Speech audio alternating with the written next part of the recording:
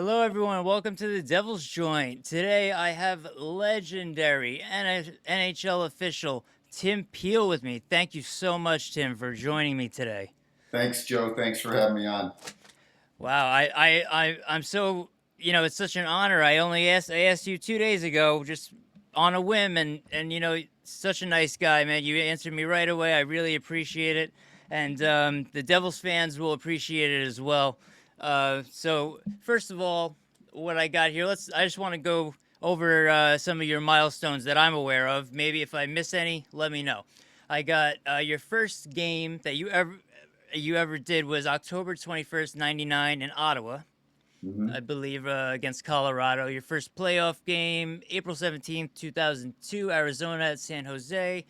You celebrated 1,000 games, Chicago in St. Louis, which is where is that considered your hometown, or you're from Yeah, Canada, right? yeah. I'm from Canada, but I've lived here for 23 years, and my wife's from here, so this is my adopted hometown now. Right. So you're a St. Louis guy, Uh-huh. and you did the 2012 All Star Game. You did the Olympics in 2024. Now, the one thing that must have been really cool for you was the Winter Classic. You did too, but you did the one in St. Louis also. And since you're a St. Louis guy, that must have been cool at Busch Stadium. You also did the Wrigley Field. So happy October, Tim. Let's get into it. Sounds Uh, good, buddy. so the first question I have is where this is for Devils fans mostly. Your first penalty call was against the old Mark Messier, right? Yeah, it was. It was a preseason game because my first regular season game was between Ottawa and Colorado. But yeah, my first penalty was against Mark Messier, and I was intimidated. He buried somebody in the corner, and I was intimidated. And he chased me all the way to the penalty box, just reaming me a new one. And I was shaking in my skates, and I was working the game with Don Van Massenhoven. Don Van Massenhoven was a longtime referee, great Yep. guy, former police officer in Ontario, Canada. Oh, I didn't know And that. he went over to Mess, and he's like, "Hey, Mess, take it easy on this kid. It's his first game, so on and so forth." Then a couple shifts later, Mark came out and kind of tapped me on the pants, and he's like, "Hey, welcome to the league, kid." And he was awesome. That was just Mess. He just whether it was a player or a new player or a new official, he was going to try to break him into the league, and by intimidation and a Right. tremendous amount of respect. Even though he played for the New York Rangers, I'm sure all the Devils fans had the same amount of respect for him that I had, and still Absolutely, and do. especially from his Edmonton days. Is this photo from the call, this specific photo, or is I this think it just is. I think that's the game there. It was in Vancouver. okay? No, So that's a Ranger uniform. I think the one you showed earlier in a Vancouver uniform. He was in a Vancouver uniform. He was playing for the Canucks at the time. oh, okay. Yeah, So yeah, he was oh, I playing for didn't the know Canucks that. at the time. Oh, because it was in '99. Correct. It was in Vancouver. Oh, that makes So, sense. uh-huh, uh-huh. That's actually really funny because as Devils fans, we laughed and we thought it was so funny seeing him with the Canucks jersey on. I have in an album that I made from '95 from their first cup. I have all the newspaper articles of him going to the Canucks, and oh, it was a disaster. He Yeah, I think when until you bring it up, I you sometimes forget that he played for the Canucks because I think people just remember him as an Oiler and as obviously a New York Ranger. Yeah, Um, but he took that C right away. They gave him the C, and the Canucks fans were not happy, from what I remember. yeah, maybe not, but he was a true leader and an inspiration to a lot of people. He just on and off the ice, Mark Messier just exudes class He and does. leadership, and that's why the NHL has the NHL Leadership Award because Right. that's what he was. He was a leader. People followed him, and when he spoke in the dressing room or on the ice, people listened. And yeah, I love the guy. I just have so much respect. I've been fortunate enough to meet him a few times, and he's just a true gentleman too, which is awesome. Because I grew up grew up in the '80s watching Mark Messier play for the Edmonton Oilers, Right. and had so much respect for him. So yeah, just a tremendous human being. Yeah, as a Devils fan, obviously we I don't like to say the word hate because it's a rival. We don't Sure, hate anyone, but I but live you on guys Long Island. hated him, but they hated him. Yeah, yeah, exactly. But I grew up on Long Island next to the Coliseum, so I became a Devils fan through going to my first Islanders game. They played the Devils. I liked the red and green jerseys, so my mother bought me one when I was like 5. That's how I became a fan. But I That's met funny. because of if you remember, the Marriott's right next to the Nassau Yeah, Coliseum, and the yeah. players walk back and forth. So I met Mark Messier multiple times, and he was nothing but nice. He signed a Devils puck for me, so when a player does something like that, I gotta give him respect. I have somewhere in here in a bin. There's a Devil's puck that Mark Messier signed the back, but it was a Devil's puck. Yeah, I stayed at that Marriott many, many nights, and the old Coliseum.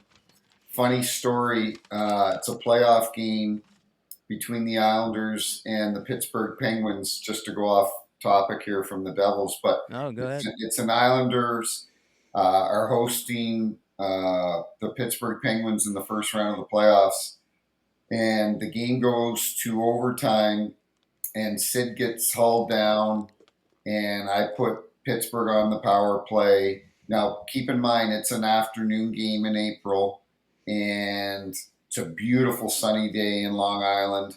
So they've been tailgating for hours leading up to the game in the parking lot. They've all had their fill of booze and alcohol, and I call a penalty against the Islanders, put Pittsburgh on the power play, and sure enough, Pittsburgh scores in overtime. And security comes into our room and they said, "Hey, you guys are staying at the Marriott, correct?" And we're like, "Yeah." They go, "We need to walk you back to the hotel." So we've got about 6 police officers surrounding myself and the other 3 officials, walking across that parking lot to the Marriott, and It's a long walk. It doesn't look long, but it it's a long is. and it's a Yeah, long walk when you are getting just berated by the Long Island fans, the Islander and they're fans. nasty too. They are nasty. I can't even say on this podcast what some of them were saying to me, and the women were as bad as the men. Oh yeah. And one guy came up and bumped into me. Big guy, had to be 6'4", 6'5". He had a beer in his hand, and it was a scary moment. But I loved working in that old Coliseum. It was a fantastic building, and it would rock in the playoffs. You know what? I just said the other day, it might have been yesterday. I said, growing up here, it was such a pleasure to have that arena and to see all these different teams. I love to see the teams come in, and I would meet all the players because they're at the Marriott. They Right, come out gate one. As a fan, as a kid, it was so easy to meet them, especially when I was younger because they were sure, little kids. And the Devils, what they did was they started going to the Garden City Hotel, and right. my brother and I don't know why I just want to tell you this. My brother and I found that out, so we started calling, and I remember calling Jeff Friesen and getting him on the line, and then him and Patrick Elias came outside and we walked down the by the stores in Garden City. It was actually really cool of them. That's awesome. And yeah, I became a big fan of Jeff Friesen that day. I was always a fan of Patty Elias, of course. Right. So anyway, you worked. Let's get off of the Messier. Well, we were already off Messier, but you worked one of Martin Brodeur's biggest games of all time, which was what was his record? His win record. Yeah, when he broke the all-time wins record. Right. So I mean, that's history right there. It's probably not going to be broken for a long, long time. I believe that's what I heard you say. That was your opinion as well. I think I was listening to your, Snipes Mhm. and Stripes. You and Jeremy were talking, with Marty, and even Marty said it's going to be a while before someone ever breaks that record. So that must have been really cool Well, for you. well, back then, and you're right, Joe, about it being broken, because back then when Marty was playing, he played 78 of the 82 games. Yep. It's unheard of these days. 60's a lot for It a was unheard goaltender of these then. days. And it's funny. This was way before I had met Marty, because now Marty resides in St. Louis, about 15 minutes from where I live. Right. Him and his wife Jen and their son Max, and we'll talk about Jeremy Brodeur here in a second, Yeah. because that was a great story the other night. But Loved it. so I didn't know Marty, and um, like most goaltenders, you really don't talk to them a lot on the ice. They don't really like to be talked to. Yeah. And ironically, the goaltender that you have now, and Jacob Markstrom, he was one of my favorite goaltenders when I was reffing. Whenever I'd see him, he'd be like, "Hey, Timmy, how's it going?" Like very, very chatty, very talkative. But most goaltenders, you just leave them alone. They're in their zone. They're in their own world. They have a lot of Everyone more knows rituals than most Yeah, players. Yeah. everyone knows goaltenders are a little quirky, and so this night I knew if Marty won the game, and the Devils fans know, it was at the new arena, the Prudential Center, Right. and there was kind of a scramble down around the net, and I knew. I knew he was going to break the record. So just as the final horn went, I got closer to the net, and I threw my arms up in the air like the game's over. And there's a great photo of Bryce Salvador passing the puck to Marty, and I'm in the background in the middle. And I wish I would have and, picked that one up. and so I have that photo framed in my basement, and Marty has signed it for me. And since so then fast forward, he comes to St. Louis, plays for the Blues for a couple games. Becomes part of management, and then that's how Marty and I became friends, and my wife and his wife Jen are friends, and Marty is one of the most humble guys that I've ever met, that has accomplished so much in hockey. Yeah. He was a member at the golf club that I was a member at. We'd be the men's night. We'd be sitting around and so on. Marty would never talk about himself. It would be other guys bringing up stuff, and he's just an unbelievably nice person. And it was today's Wednesday, so Monday night, I walked into our local rink here because my son had practice, and I walked upstairs, and I see his wife Jen, and I'm like, "Hey Jen, how's it going?" And she's like, "Come here, Tim, come here." And she goes, "Jeremy's playing tonight for the Devils," and I was like, Oh no. "Playing tonight for the Devils?" Like I was really confused. Right. And she goes, "Yeah, yeah, he's playing for the Devils tonight." So I watched a bit of the game on her phone, He was great. and Jeremy played great, had 29 saves and a 3-1 win for the Devils. And I text Marty because he's over in Prague with the team, and Yeah. I knew it was 2 or 3 in the morning. I said, "Hey, I know you're probably sleeping, but," I said, "what a proud dad moment for you and for your family." And he was obviously extremely happy and extremely proud. So that was an awesome moment for the Brodeur family, It and was. for Jeremy. You know what was one of my favorite moments from that game was people didn't catch it. I posted it up on X or Twitter, whatever you want to call it. But on the Rangers, they have a guy named Sikora. So when Sikora came up and he came on a breakaway on Brodeur, he said Sikora on a breakaway, Brodeur save, and I said flashback to 2003 when Sikora went to Anaheim. Right. Because he was a Devil, obviously, and he came back to New Jersey, later on. But that was something that brought flashbacks back to me was Sikora and Brodeur. Not only Brodeur, there was also a Sikora on the other side, which made it even cooler because he stoned Sikora. It was almost brought Yeah. brought back all those memories. Which actually reminds me, I'm gonna go. We're just gonna go. Hop back and forth here because you did mention something that reminded me. You don't seem to have the best things to say about Jeff Skinner. Well, before we get to Jeff, I gotta ask Marty when I see him next if Jeremy's wearing number 60 because of Marty wearing number 30. I Double. didn't know I don't know what his number is in the East Coast League. I assume it's 60. I know he played in the OHL. Maybe it was 60 back then, but I found that funny. But goaltending definitely runs in the Brodeur family. Max Jen and Marty's son. He's in a goalie camp, right? He's a goalie here in St. Louis.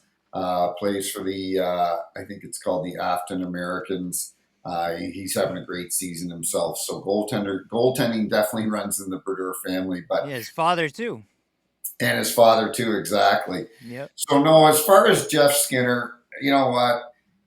Jeff may finally get to play in an NHL playoff game this year. Now that He he's been never played traded in one. to the Edmonton Oilers, he is the only player that's ever played in 1,000 games that has never played an NHL playoff game. It's an unbelievable stat, and It I just speaks to him though, doesn't it? yeah, I'm just not a big Jeff Skinner fan. He was always a whiny player when he played. He blamed his teammates. He blamed his coaches. He blamed the officials all the time if things didn't go his way. So there aren't a lot of players that, and very few probably count on one hand, that I didn't have a lot of respect for, and he's probably at the top of that list. So, you know what? Good for Jeff. He'll probably get to play in the playoffs this year, and maybe he'll get traded before the playoffs that starts in would be Edmonton, that would which be would hilarious. unbelievable. But you know what? Good for him. Uh, and you know what? He'll add to that team. Jeff's a very talented player. He's a tremendous skater. One of the best skaters I've ever seen. He took figure He is. skating when he Oh, was a young boy, and a lot of really? people aren't aware of that. He took figure skating, and his edge work is incredible. So he'll fit in that high-powered offense in Edmonton, and I bet you he'll have a phenomenal year there.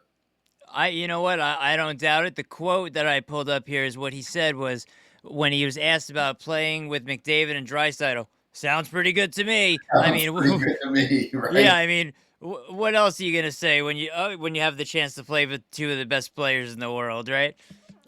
So yeah, I think he might make the playoffs unless, like you said, unless they got to get rid of him. Um, the question I had regarding not Jeff was: are there any other players that maybe you feel had that same attitude um, that you felt the same way about? Um, I mean, you don't got to call anyone out if you don't want to. I'm just wondering. Not really. You know what? I kind of was a players. You know, they talk about coaches, players. Um, I kind of tried to be a player's ref. I tried to get along with the players. I Yeah, felt you could accomplish a lot more by developing a relationship with the players, even guys that you may not necessarily like, and they may not necessarily like you. right. Um, Respect still has to but be there was there. a respect factor, and you know, Thomas Tatar's playing for the Devils, Love him. and he was yelling at me one night late in my career, and I just went over to him and I'm like, "Hey, buddy, like you're too old and I'm too old. Like we've been around way too long to be treating each other like this." So I tried to get along with the players, tried to get along with the coaches because it just made the job more enjoyable. But when the shit would hit the fan and the fire would, you know, things were starting to heat up in the game, if you had a relationship with the players and the coaches, you could sometimes bring down the temperature of the game Right. just through communication without having to call penalties, just by going to talk to guys and Just like in real life. bring down the temperature of the game just by communication. I'm so glad Tatar's back in New Jersey. I thought he was great when he came to New Jersey. We loved him. Most fans, at least, I can't speak for everyone, loved him. And along with Brendan Smith, one of the nicest guys I've ever met. I don't know if you've ever met Brendan Smith. You've Yeah, spoken to Brendan's an him. awesome guy. Unbelievable man, and I wish him the best in Dallas. I think he's went to Dallas. Brendan Smith, but Thomas Tatar as well. He spent a few minutes hanging out with me and my daughter, talking to my daughter. She doesn't know anything about hockey. She was a Sure. little girl, but he just hung out and didn't. It didn't seem like he was annoyed. Right. It was really nice guy. Hopefully, I get to see him on the 10th for opening day. I usually, get to sneak around with Dano and Bill Spalding and at the end of the game. So hopefully I'll get to do that on opening night. Anyway, The next thing I got, your friend Jeremy is Jeremy ROENICK, of course, is being his Hall of Fame ceremonies in November. Is that right? Correct. Let me ask you a question. How do you feel about the snubbing, the absolute snub of Alexander Mogilny and his non? He's not in the Hall of Fame. This guy should be in the Hall of Fame before Bure, before Fedorov, in my opinion.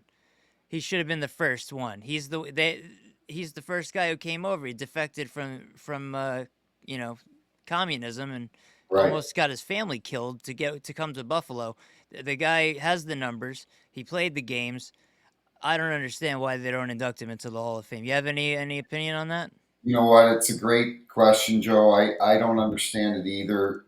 Unfortunately, a lot of the I find a lot of the hockey Hall of Fame uh, inductions are a lot of it is I think political, Yeah, and not to take anything away from what the Sedin twins did in Vancouver. They were phenomenal of players, course. great guys, phenomenal ambassadors of the game on and off the ice. Right, off the But they ice as had well. Yeah. had less points than Jeremy Roenick and Keith Kachuk Right. and certainly McGillney, Yep. and got in before them, and they didn't win a cup. Then Daniel Alfredson, another player, played for the Ottawa Senators and tremendous player once again on and off the ice. I love Daniel, but he had less numbers than Kachuk, Jr.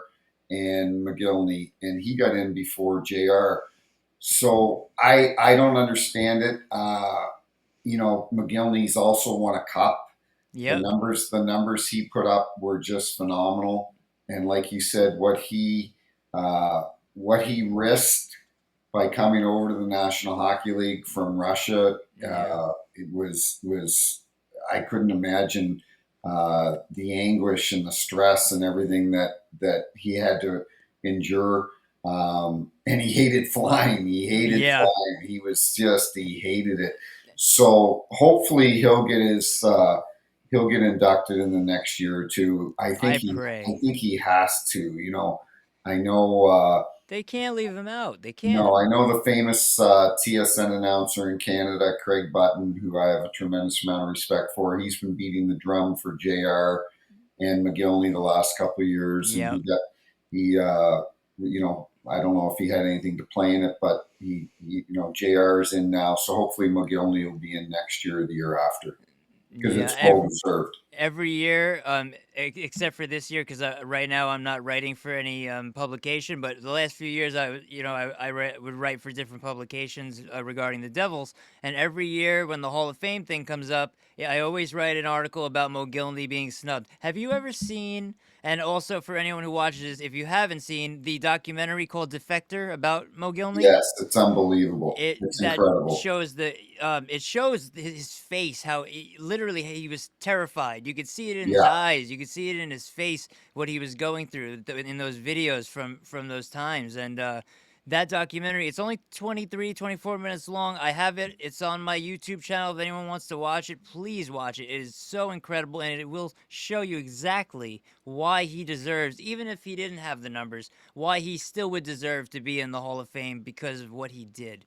Um, so that's it on Mogilny. So you do agree with me. Let's I talk do. about the Devils team today. Now, um, we got Jack Hughes, of course. My favorite player is Jesper Bratt. Now, I believe first of all, he was picked 162nd overall, sixth round. This guy was an all-star last year, led the team in points, led the team in assists. Still doesn't really get the recognition because he's got, now the Timo Myers with him, and then Nico Heishier and a lot of other players, Dougie Hamilton. He's kind of gets lost there, but Jesper Bratt has, just like you were saying earlier regarding Skinner, has those edges, and I'm pretty sure he must have done figure skating, when he was younger, because the way he can turn, I can't even explain the way his footwork is. It's unbelievable. You It's know, it's incredible, and he's only they list him at 5'10", 175 pounds. I don't know if he's 5'10". I'm 5'10", and I don't know if we looked eye to eye when I refed him. No, he's a little shorter than that.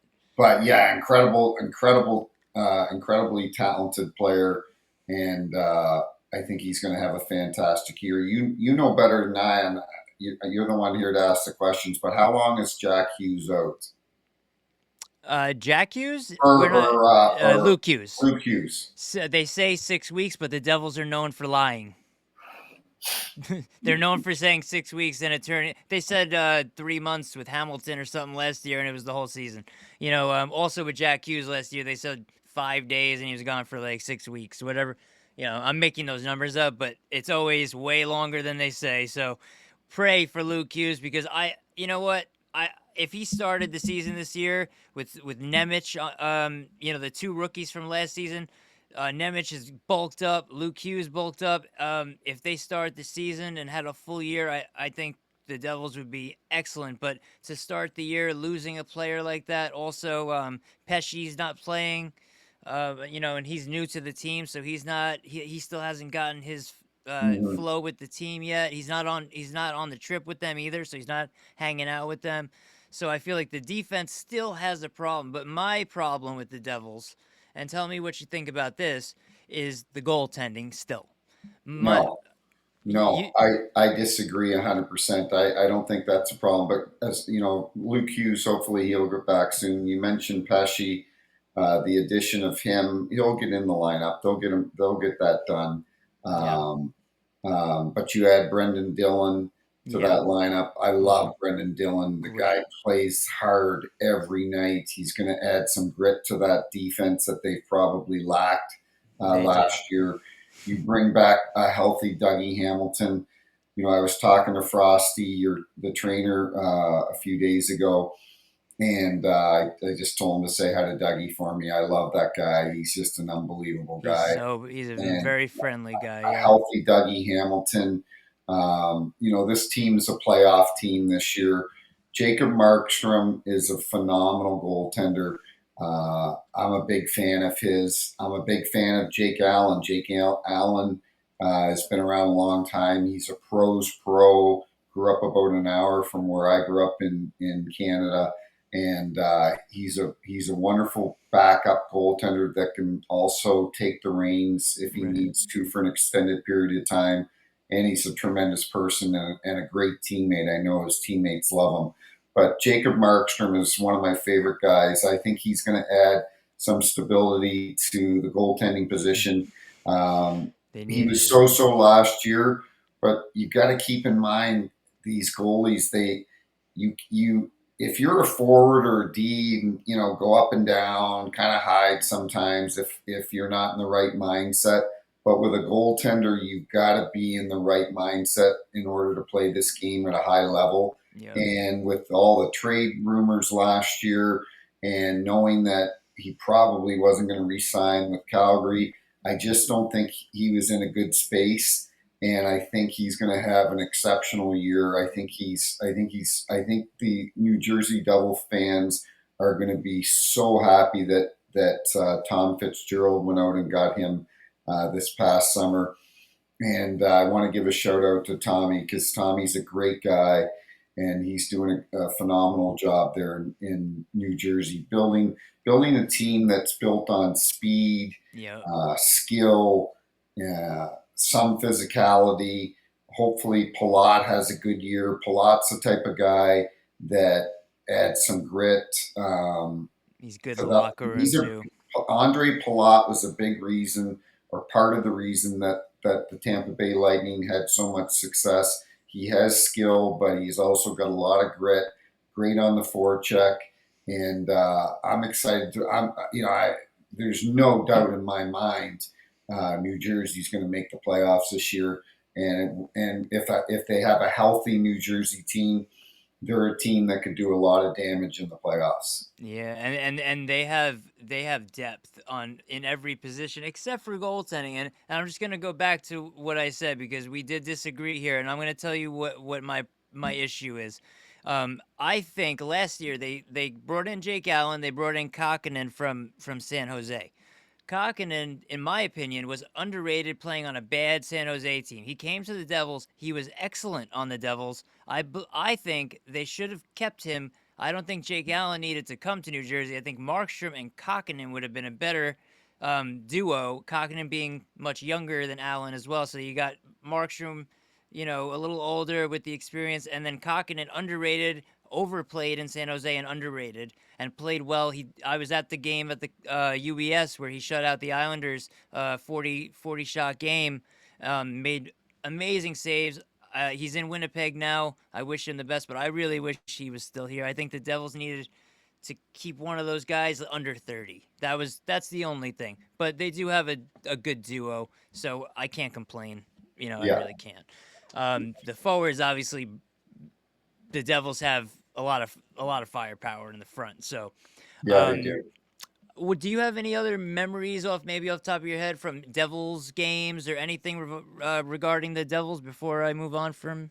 Well, and before we talk about that, also they got a new coach in Sheldon Keefe, Yeah, and I was kind of hard on the podcast that I do with Jeremy ROENICK. I was kind of hard on Sheldon the last couple of years, but Toronto's a tough market too, yeah, and sure is. and as much as I love Craig Berube, I'm a big Craig Berube fan uh, on what he did with the St. Louis Blues. Yeah, He still has the same lineup as Sheldon Keefe did, and I just don't know if Toronto's built to go far in the playoffs. So I was kind of hard on Keefe, and but I have a lot of respect for Tom Fitzgerald and obviously Marty Brodeur, who was part of the process in interviewing the coaches, and they obviously see something in Sheldon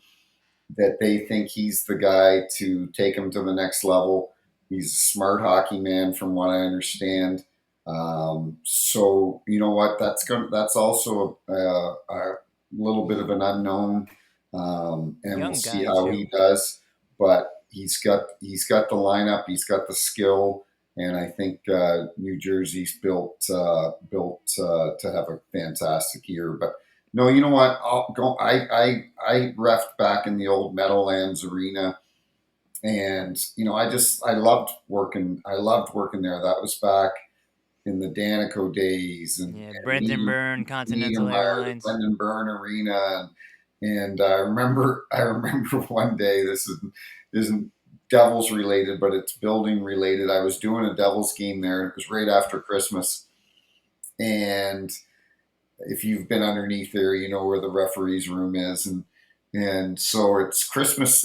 It's the game right after Christmas, and Gary Bettman comes to the game, and he brings his young kids to the game at the time. This is 20 years ago, and he brings his kids to the game, and Gary Bettman's Jewish, and he comes in the dressing room. He was very nice and cordial and wanted to wish us a happy holidays, and has his children in the dressing room, and Lance Roberts was a referee at the time that I was working the game with, and Lance looks over at Gary's children and he goes, "What did you guys get for Christmas?" And I'm looking out of the corner of my eye like, Lance, his kids are Jewish. They don't celebrate Christmas. And his kids were like, they kind of like fluffed it off, and I laughed my head off. But no, you know what? I just loved working in Jersey.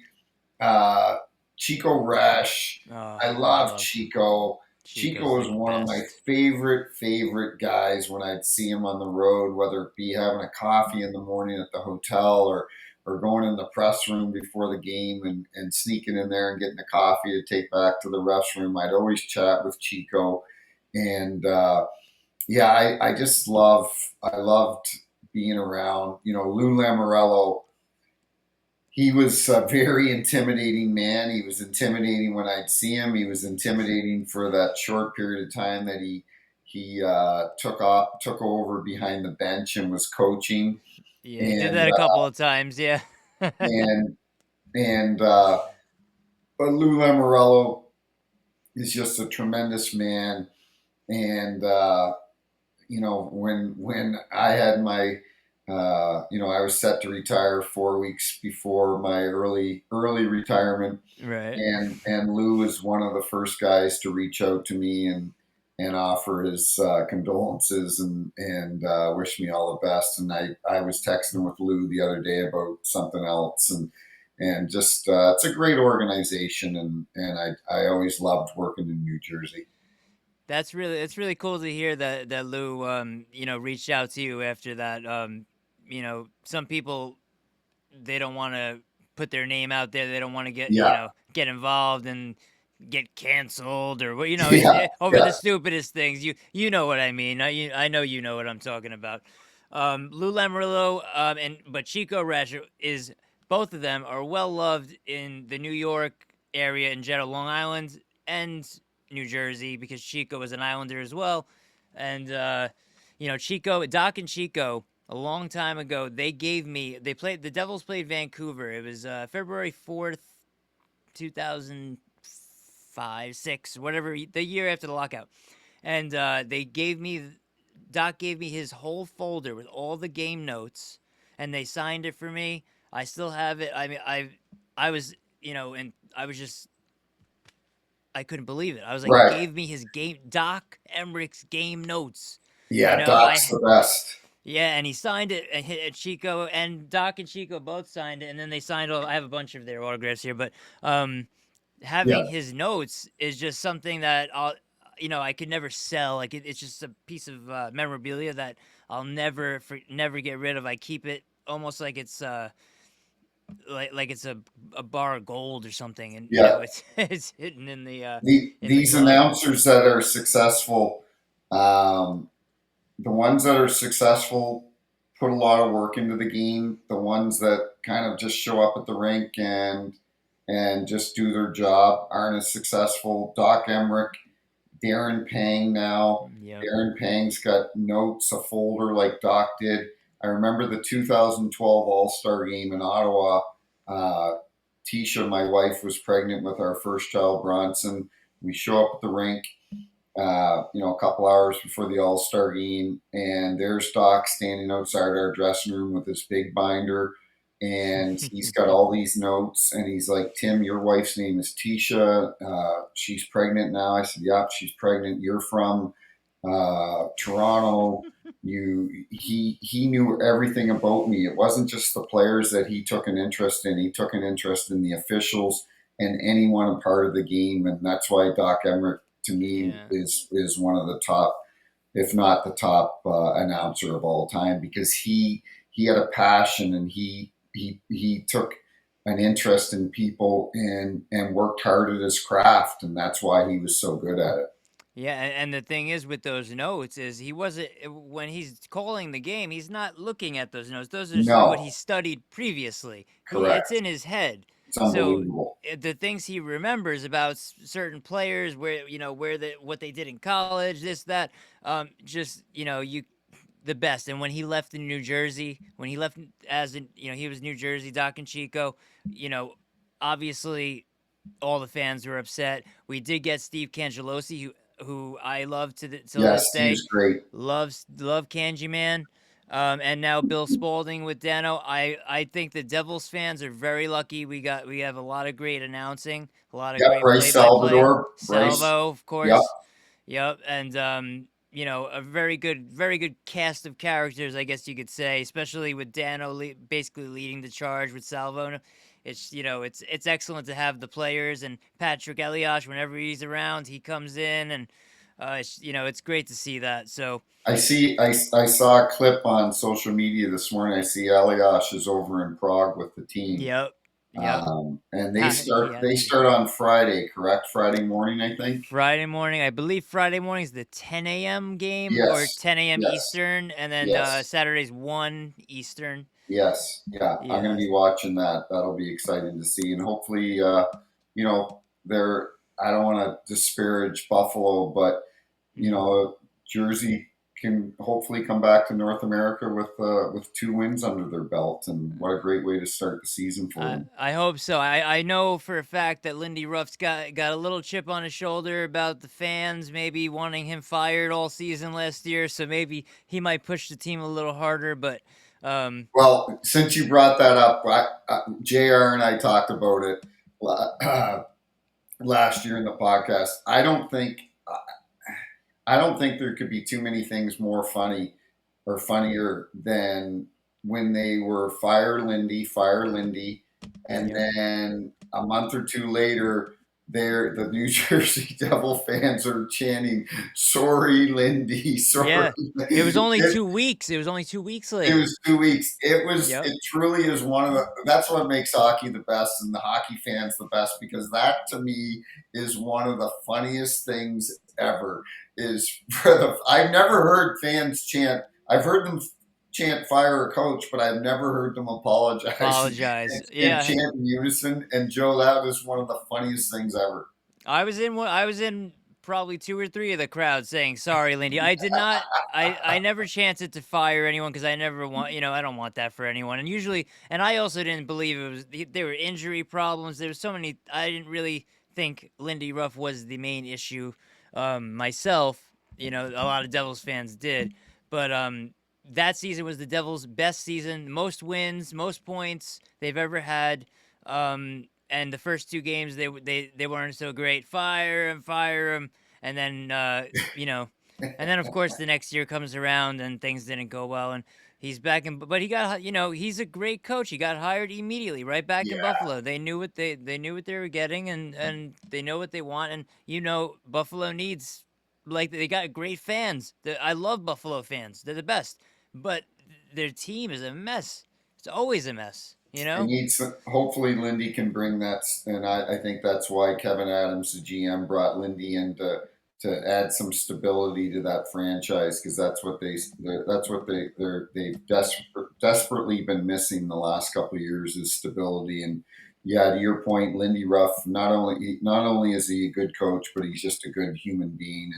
And I guarantee you, to a man, the players in New Jersey weren't happy and probably felt that they were to blame for him getting fired, because A lot. he's a great guy.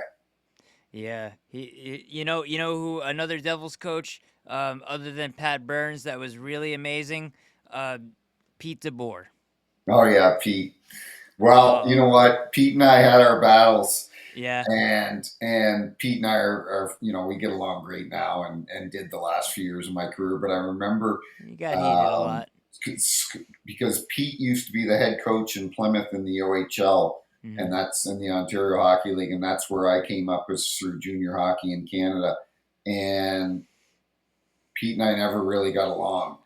And I was doing a Devils game one night, and I was working with a young official, and he's now a veteran, but I was working with number 10 Kyle Raymond, and he was kind of, I felt he was kind of trying to bully Kyle and kind of trying to pick on him because he was a young official. And I went over to the bench, and I kind of lit into him, and he goes, "Quit being so." No, this is a true story. It's unbelievable. And Kyle would still laugh about it. Years later, we would laugh about the story. And he goes, "You're arrogant." And just like two kids in grade 6, I looked at him and I said, "You're arrogant." He goes, "You're arrogant." I go, "You're arrogant." He goes, "You're arrogant." I go, "You're arrogant." We just kept going back and forth, and the players are looking like, "Are these guys kids, or are Are they they like?" serious? And I go, "You're arrogant." He goes, "You're arrogant." And that's all we said back and forth to each other. And Kyle and I, and Pete and I laughed about it years later and so on. But no, Pete's a great coach. He's, what is it? I think he's taken the last 3 or 4 teams he's had to at least the second round or third round. Yeah, Uh, and the cup, right? in the Didn't cup, he's Mr. Game Seven. I think he's 8-0 or 9-0 in Game Seven, in Yeah, Game eight, I Sevens. believe. Phenomenal coach, and Brought the Devils to um, the finals. much like Paul Maurice in Florida last year. Mm, Hopefully, hopefully Pete will be able to raise the Stanley Cup one day because He he's a hell of a deserves it. coach. He deserves it. I'll tell you. I'll tell you one quick story about him over here at the Coliseum again. He was all the way almost by the Marriott, and I was at the Coliseum, me and my brother, and the only two Devils jerseys around. He kind of snuck out when no one was around, and I just yelled his name, and he walked all the way back. He Did he didn't. really? Yeah, he walked to us, and he hung out maybe 25 minutes, and we talked to him at that time. I forgot the name of the player, but he was Steven Stamkos' line mate, and he actually scored. He outscored Stamkos on in the minors. Either way, I was telling him I really want this guy to play. I think and it was Damon Severson's rookie season, Right. and Damon Severson came outside pretending he was on his cell phone, fake call so he could walk past us. But as the coach was walking towards us and hung out with us, then Eliash came out with Zubris. It was such a great time. But DeBoer, I couldn't believe he stopped, turned around, and walked all the way back to talk to us and hang out with us for at least 25, 30 minutes. Well, Greatest guy. I'm surprised Steve Spot wasn't with him because Steve's glued to his hip. He was he came. There was three other guys with him, and they didn't say anything. They just stood with him. So I would assume that Yeah, was who that was. Yeah. yeah, So um, that's awesome. yeah. Pete's a great guy.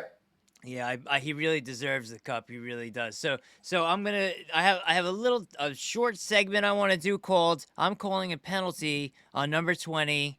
Tim Peel, you're getting 2 minutes, and I'm going to tell you why. Good. When you and Jeremy this is good. When you and Jeremy talked to Marty Burdor, and I think I wrote, yeah, it was December 6th of last year, 2023. It was the day after Hughes-a-Palooza, where the Hughes brothers played each other for the first time. You spoke about the Devils captain, and let me pull my notes up here, Mr. Peel. You said Nico Hischizer. I can't pronounce his name. I'm worse than Don Cherry used to be. Nico's a phenomenal player. Yeah, I can never. How do you pronounce it? How do you pronounce it? Hischier. Heisher. Okay, there you go. And I should know that because his agent's a good friend of mine, Al Wass, so I should know that by now. Yeah, I had to call you out on that one as you know as a Devils fan, and Devils fans are gonna watch this. I caught that and I thought that was pretty funny. So another something else I read, and I want to ask you if you know the answer to this. There's the official. There's a website for all the NHL Uh-huh. officials and their history, right?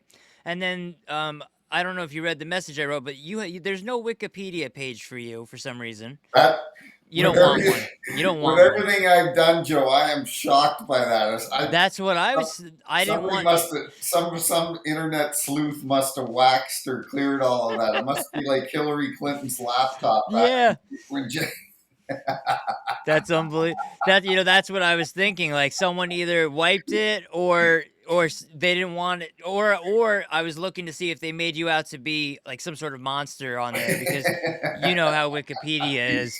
But right. so I was looking up your how many games you've refed, and I came up with two different numbers.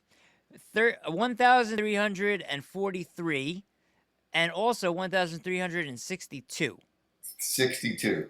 Okay, Yeah, so that means the official site is the correct site. Okay, correct. and you play Correct. 90 playoff games, 21 out of 23 seasons.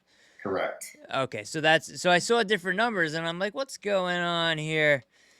It's only a couple game difference, but 1,362 games. That's a lot of bad calls that I made in 1,362 games. Trust me. a lot of memories though. And A lot of memories, a lot of I fond memories. did you grow up wanting to be a hockey player?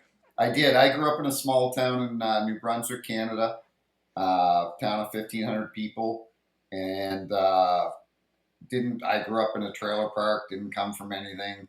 And in the Yeah, summertime, I was you had it caddying. rough when you were a child. I Yeah, know. summertime I was caddying for. I was caddying at the golf course that the trailer park was beside, and we weren't members. We certainly weren't members of the golf club at the time.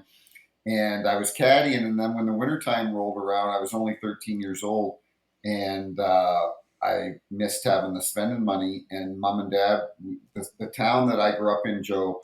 I know it sounds corny, but back then in the 70s, no, we didn't have any traffic lights. It was just a small town, Right. one rink, one school, and we everybody in Hampton, New Brunswick, as a Canadian back then, played hockey. All my buddies, so I was at the rink every day, and I was a decent hockey player. I was always a good skater, but I was really small Mm. and didn't have great hands, and so anyway, I was 13. I missed having the spending money from caddying, and mom and dad were like, why don't you referee the little kids, the 8, 9, 10, 11 year olds? So that's how I got into it and did that for a number of years. And then did back in what we call the Maritimes, which is Prince Edward Island, Nova Scotia, New Brunswick, and Newfoundland.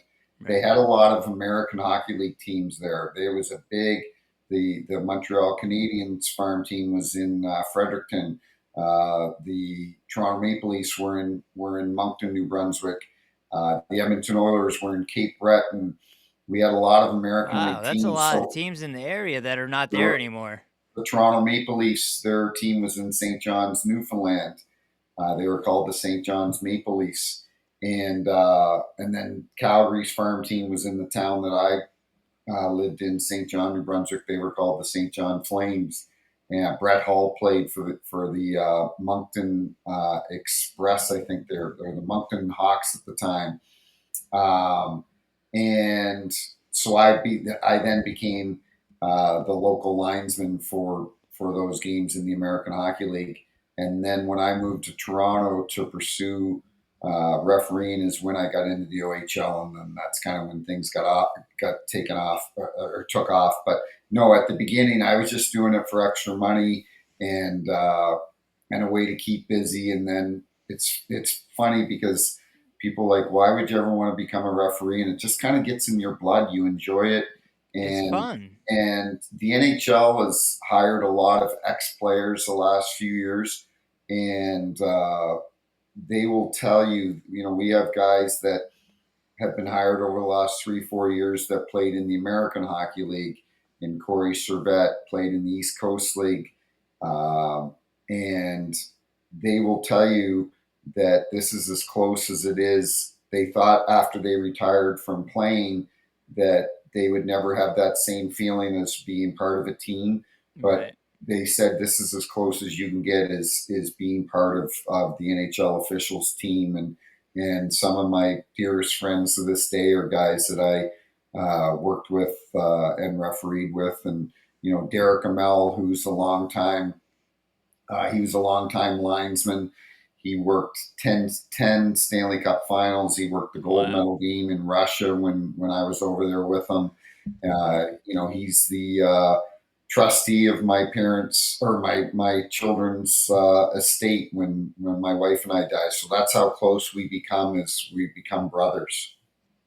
That's great. I kind of did something similar. When I was 15, I went to referee camp here at Caniac Park in Long Island, which is by the Coliseum. I went to referee camp, became an official. I started doing roller hockey games and ice hockey games. I got sick, and you know, I couldn't play hockey anymore because I wasn't able to be hit. So I started, you know, just refing games. Obviously, I didn't go anywhere. I just did it for fun.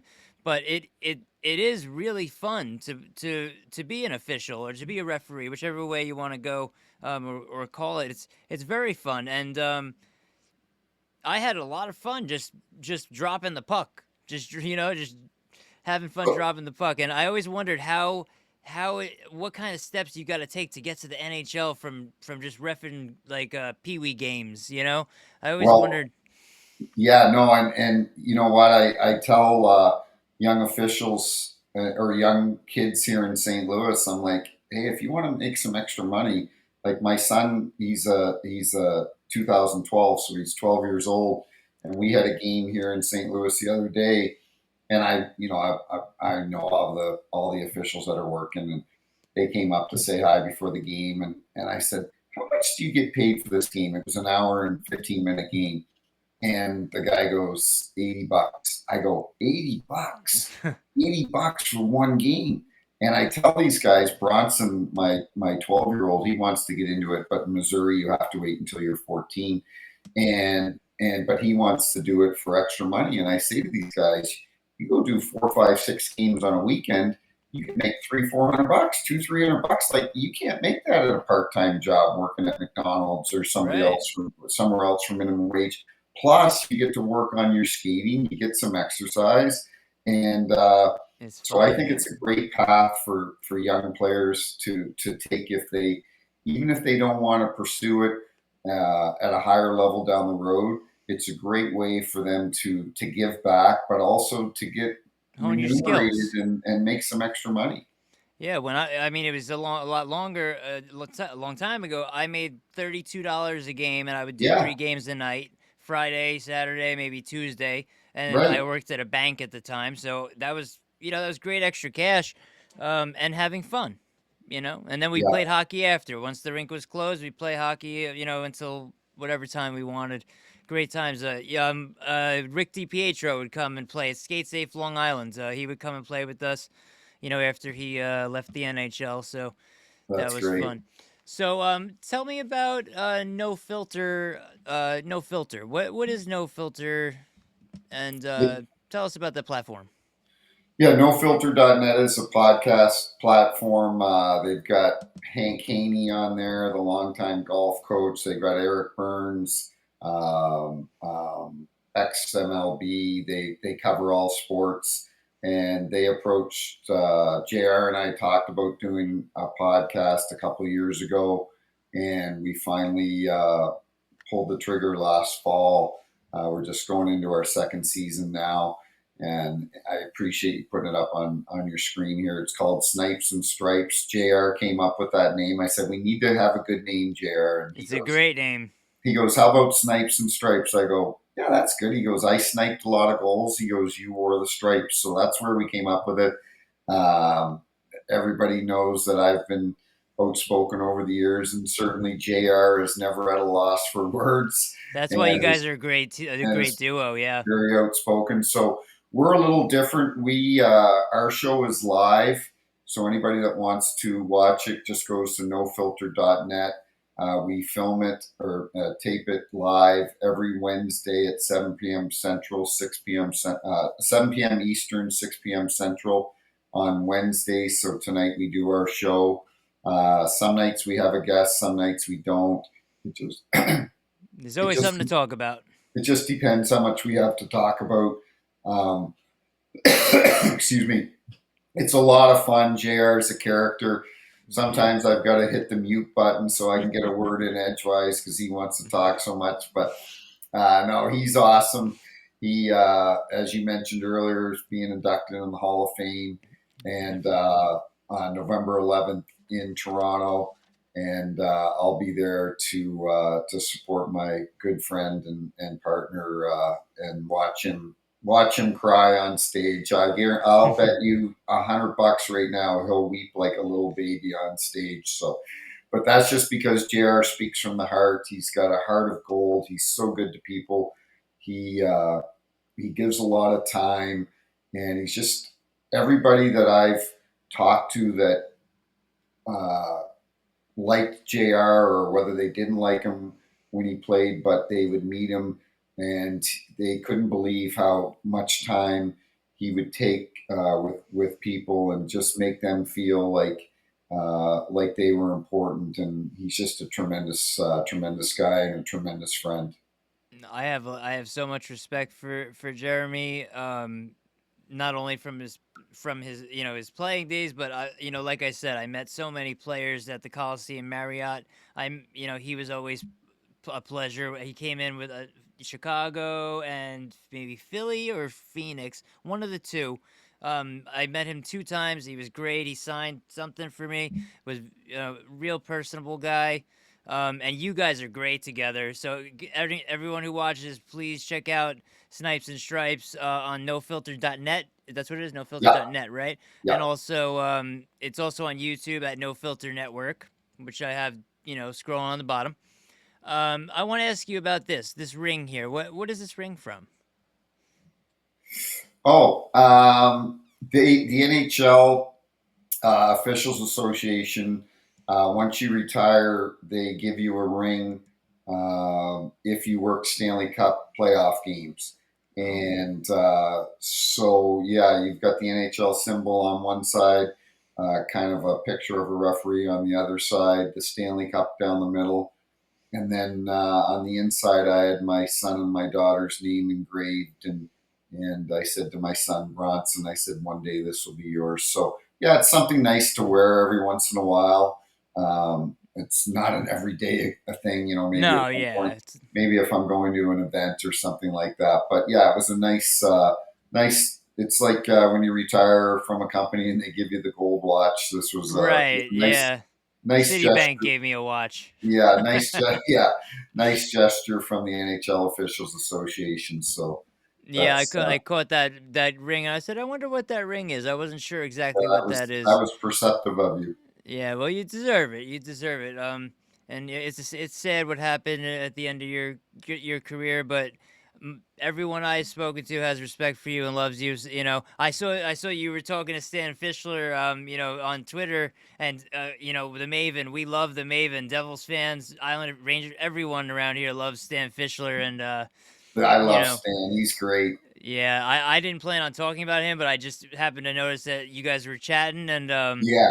you know, over the years, Stan Fisher was just him and Chico were just always there, and Well, and if you ever have a chance to hang around them, as you know, Joe, you just listen. You just listen yeah, because they're an encyclopedia of history knowledge, and I'm a big historian of the game. I love talking to these older guys that played back in those days or covered the game back in the 60s and 70s. And yeah, if you ever have a chance to hang out with those guys, you just listen and be a sponge. well, the players that I did meet were the Islanders Stanley Cup champions because I played with Eric Nystrom for the Nassau County Lions, so I was his line mate. So I used to hang That's out cool. at the Nystrom house. Um, I don't know. I think I brought this up in another video I've done before, but Zach Parisi was, you know, is JP's son, Right. and he used to come and we would play hockey in the Nystrom driveway all the time before he, you know, was an NHL player, and he became a Devil, which was really cool. But besides that, I have this magazine, Ultimate Fantasy Guide from the Hockey News, and it's from 1999, 2000. So that's kind of when you started in the league, right? Correct. It's got Correct. Yager on the cover there and that That's kind of awesome. weird silver Yeah. Penguins jersey. I wonder if your name might be in here somewhere. Who knows? Bob Probert, Tom Barrasso.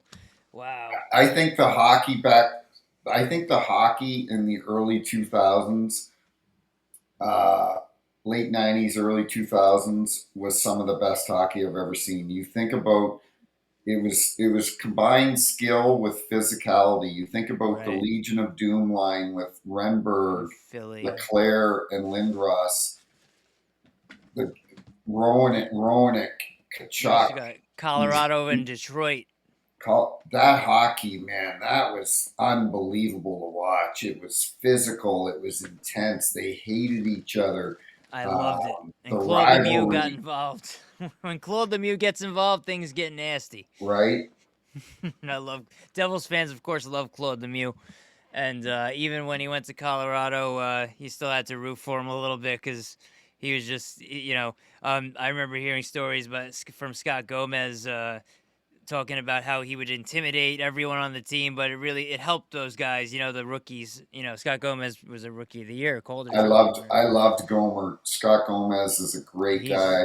funny Last I heard, he was coaching youth hockey in or maybe junior hockey in in Alaska. Alaska.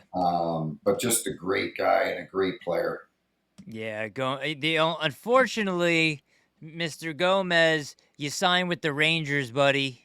Right, Sorry, but right. it was really funny, Tim. I don't think you know this. When he went to the Rangers, it was the first year that the Prudential Center was open when he was on the Rangers. So he left the Devils, and then they opened the Prudential Center. So the first game the Rangers came, someone made fake pesos, like Mexican pesos, with his face on it. Gomez pesos, stacks of them, and we all had stacks. And when he came out the side to go to the bus, we were all rolled them up and started throwing them at him. But Well, then he came over and signed some of them. what did people think when Bobby Holik signed with the Rangers? Same Same thing, thing, right? same thing. Yeah, it's like that's an illegal move. Some players like John McClain, he played with the Rangers too, but he didn't leave the Devils and go to the Rangers. When Right. you do make that jump, it's almost illegal. But yeah, they did bring Gomer back, and he was great when he came back. He wore number 21. I think he scored 21 goals in that season. That one season he came back to the Devils.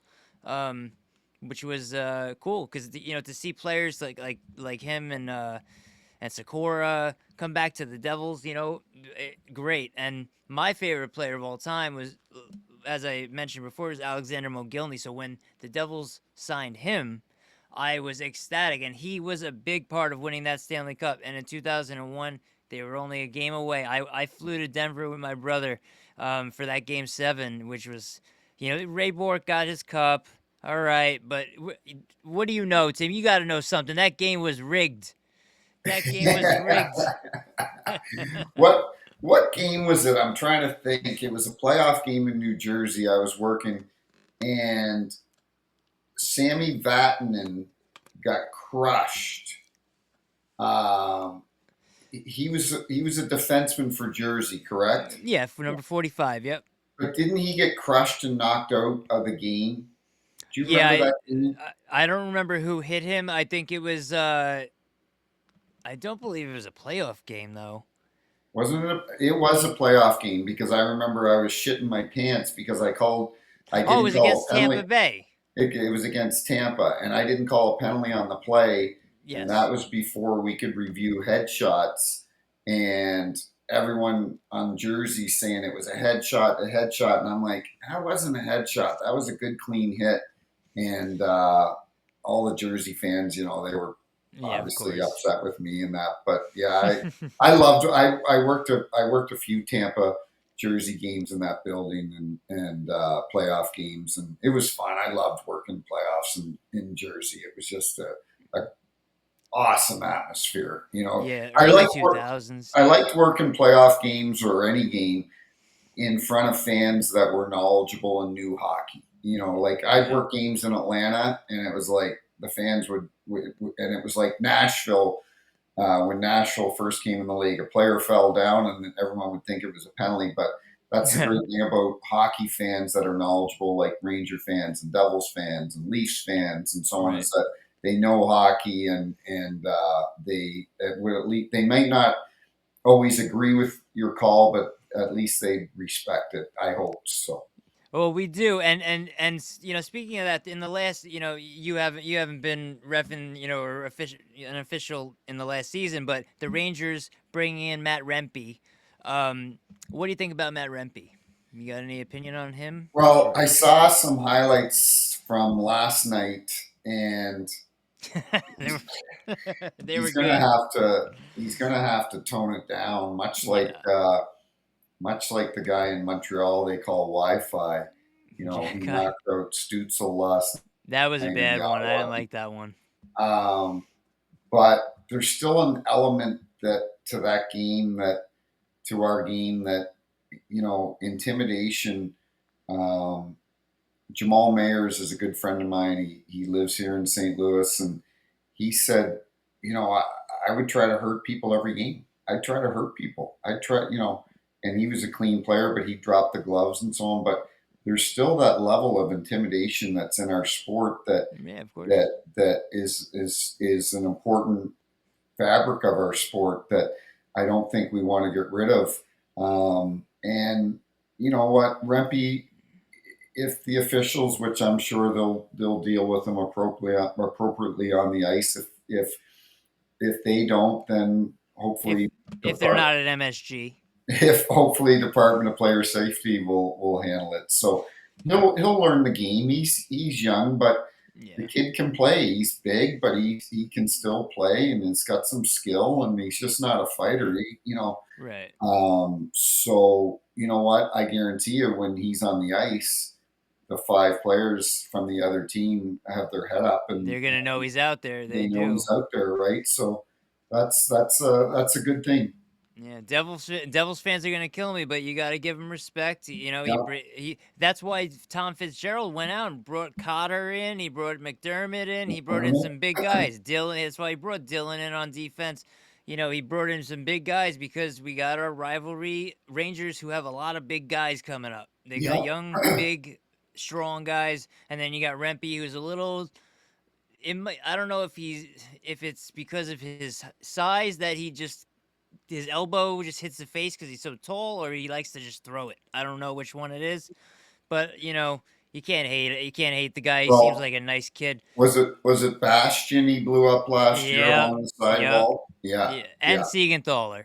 And Siegenthaler, he's a beast, man. He's Yeah, intimidating. So you know what? That's great for the rivalry. that's why this season, McDermott and Rempe are gonna go at it every game. They're gonna put McDermott out, and McDermott took him out last time when they did it. I don't know if you saw that game, I but did. I did. McDermott's a tough cookie, man. He is, to me, he is one of the toughest guys in the league. yeah. So, And Rempe uh, skated away waving after he got his ass beat. So right. I'm like, what are you doing? you know? It's funny though. So this year we're gonna have a good rivalry with and the Devils Islanders fans. We kind of have a little truce. So we're just together not liking the Rangers.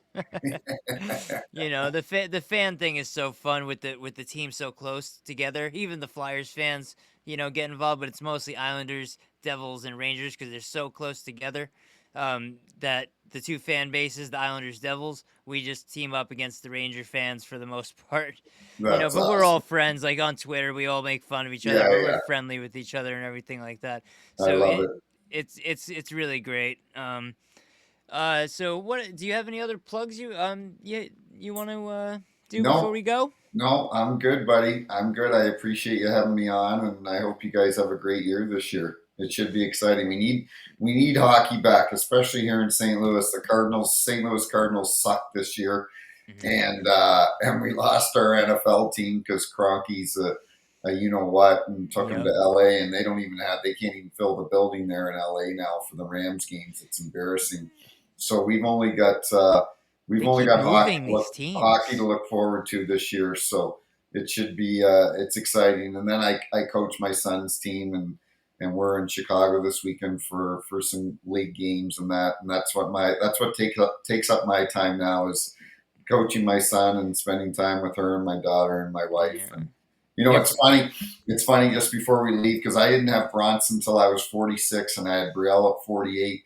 And when I had Bronson at 46, all the guys I refed with, they're like, Peelsy's going to be in a wheelchair at high school grad, and just busting my balls. And now they've retired, but their kids are already gone. They've already gone off to college, and they're Right. retiring, and they're like staring at their wife, going, "What are we doing today?" And so there's pros and cons of having your kids Right. later in life. And for me, It's good the for you. first the Bronson was 9 when I retired, and Brielle was only 7. And for the first 9 years of Bronson's life, I was on the road 200 nights a year. I missed out on hockey tournaments. Tisha, my wife, would tie his skates at every practice, take him to Oh wow. tournaments, take him to games, take Hockey mom. to everything. I missed out on all. I wouldn't be home for Easter. I would miss Thanksgiving. I'd miss all these school plays, recitals, all this stuff. Yeah.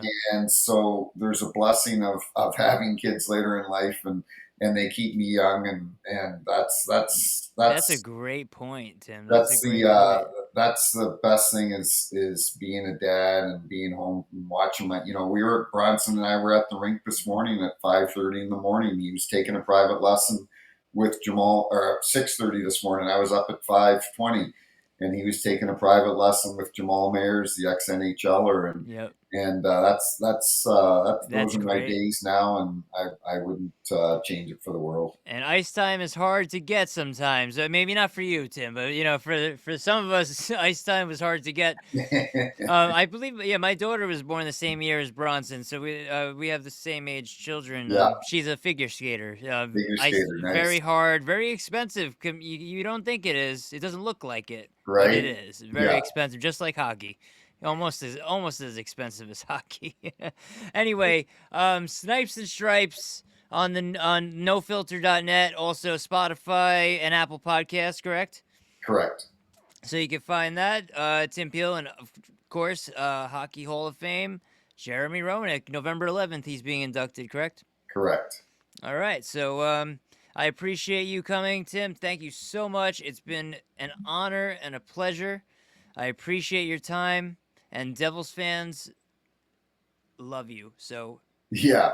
we. Well, I love them, and hopefully hopefully they come back to North America with 2 wins under their belt. I got a funny feeling they will, and I hope they don't have jet lag. we'll see about the goaltending situation. But I think Jacob Markstrom's going to have a great year, and I think the Devils are going to have a fantastic year. I think it's going to be exciting. It's going to be exciting in the New York area because obviously the Rangers are going to be good this year. Yeah. We'll Shesterkin's on his contract year now. Durkin's on his contract year. We got a little controversy going on in Boston right now with Jeremy Yeah. Swayman Swayman. and Cam Neely. That's going to be interesting to see how that all plays out. So, but no, thanks for having me on, Joe. I really appreciate it.